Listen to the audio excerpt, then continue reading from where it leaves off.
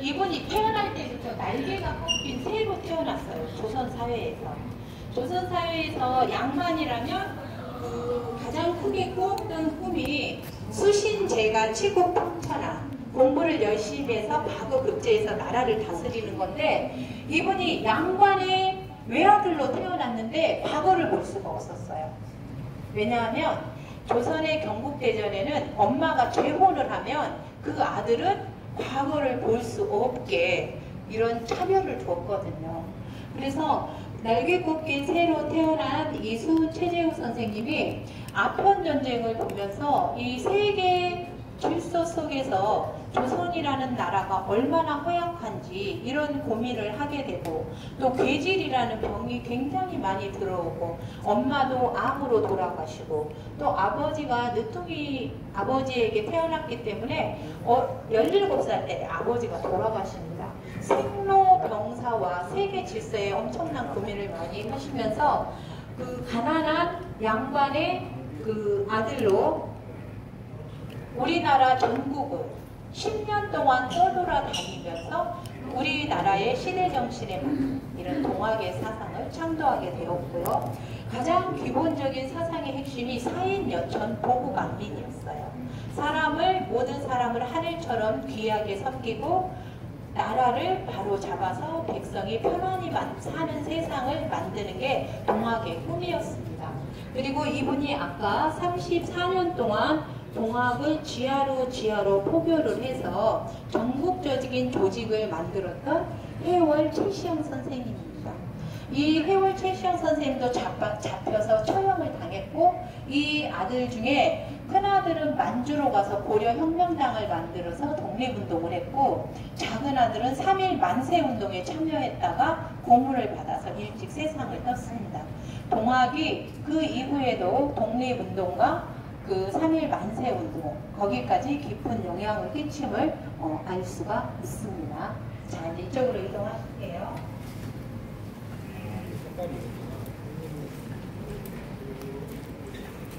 자, 어린이들은 여기 안에 직접 들어가 봐도 됩니다. 이쪽으로 계속 들어가세요.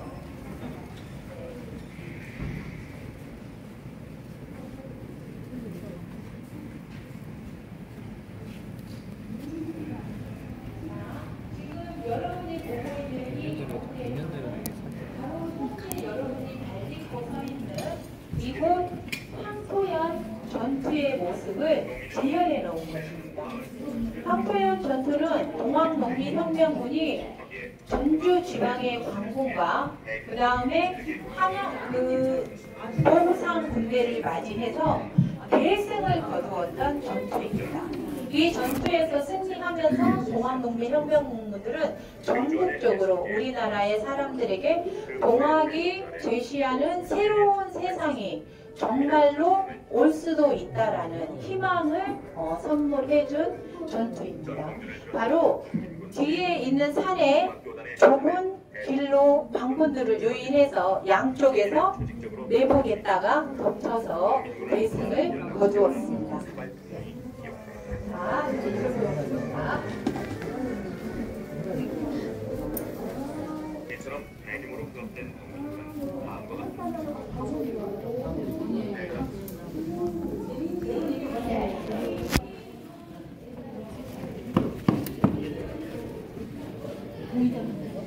고기 잡는 데 쓰는 것은 아니에요. 네. 자, 지금 여기에 있는 이 대나무로 만든 이 둥근 기구는 동학농민혁명군의 거북선이라고 합니다. 이순신 장군이 거북선을 만들어서 일본군 배에 가까이 가서 그 배를 다 이렇게 무찌르는 것처럼 동학농민분들의 가장 큰 고민은 뭐였냐면요, 이분들은 무기가 없었어요. 그렇기 때문에 대나무로 창을 꺾어서 이렇게 그 임금님이 보낸 군대와 싸워야 됐는데, 한양에서 임금님이 보낸 군대는 스나이더 소총을 갖고 있었어요. 한번 쏘면 아주 멀리 나가죠. 그리고 캐들린 기관총도 가지고 있었어요. 이렇게 돌리면 다다다다다다 총알이 나가요.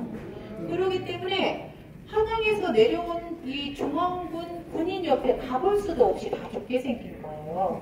그래서 지혜를 총 동원을 해서 이분들이 생각해낸 게 뭐냐면 이게 원래 이 안에 병아리들을 키우는 장새라는 겁니다. 봄날에 병아리들이 깨어나면 하늘에서 병아리를 잡아먹으려고 막 솔개가 내려서 잡잖아요. 그럼 엄마가 솔개 그림자가 딱 땅에 내려오면 콕콕콕콕 해서 엄마 닭이 이 병아리들을 다 데리고 이 안으로 들어가요. 이거 쭉 열어놨겠죠 그때는. 그러면 이제 이 솔개나 이런 애들로부터 목숨을 구할 수 있었고, 또 이제 닭이 다 자라면 장터에 데려가서 이제 팔아야 되잖아요. 그러면 닭들을 이 속에 다 넣어서 이 뚜껑을 닫아가지고 지게에다 쥐고 장터에 가서 이렇게 팔기도 했는데, 농민분들이 생각한 게 광군이 쏘는 스나이더 소총을 방어를 하고 가까이 가서 이렇게 6탄전이라도 걸리게 하기 위해서 이 대나무를 엄청 장태를 크게 만들었어요. 사람의 키보다 더 크게. 그리고 옆에도 훨씬 길게 만들었습니다. 바퀴도 달았대요. 그래가지고 장성의 황룡강에서 정말 이 대포를 쏘고 있는 한양 군대에게 산 위에서부터 제일 앞에 이 수십 개의 장태를 굴리면서 수천 명의 동학부들이 산에서 쏟아져 내려왔습니다.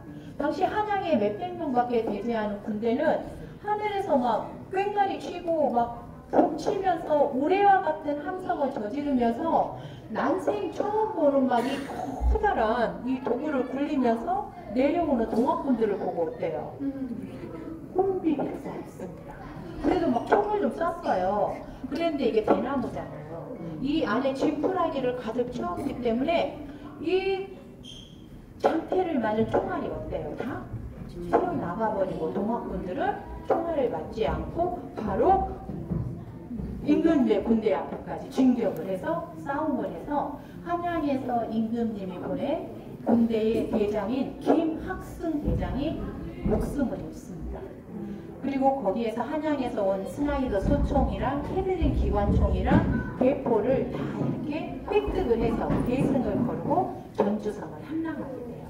그래서 농민들의 방패이자 또 그 임진왜란 때에 거북선과 같은 역할을 했던 것이 바로 이 장태입니다. 지혜로운죠? 네.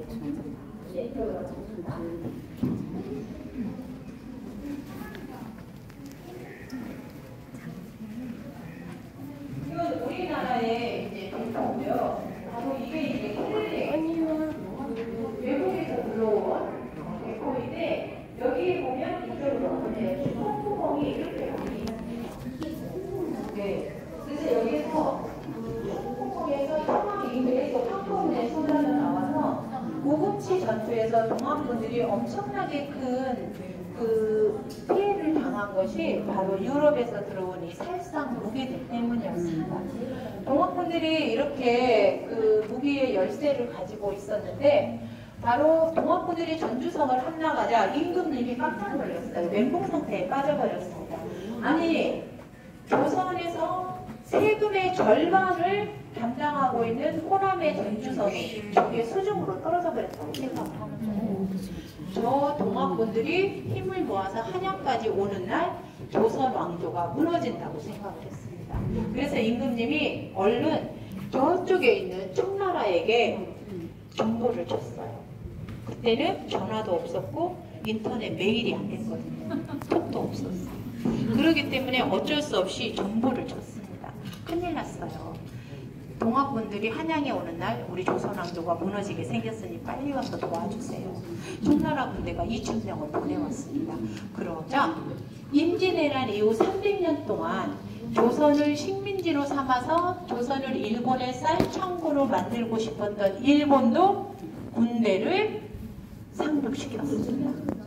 청나라 군대가 2,000명을 상륙시켰다면 일본은 5,000명을. 청나라 군대는 전라도의 동학군을 무찌르기 위해서 충청도 아산에 상륙을 했는데, 성안에 상륙을 했는데, 일본 사람들은 직항 인천항에 상륙을 해서 한양에 임금님이 계신 궁궐 안에 대포 4개를 딱 배치를 해버립니다. 한양은 점령이 돼버린 거나 마찬가지죠. 그래서 서울이에요. 그래서 동학분들은 전주성에서 자기 발로 해산을 하게 됩니다. 나라가 전쟁터에 빠져서 우리나라가 일본의 식민지가 되는 걸 막아야 되기 때문에 제 발로 해산을 하고 그 대신 잘못된 세금 제도와 잘못된 불평등한 제도, 귀해가 보장되지 않은 과거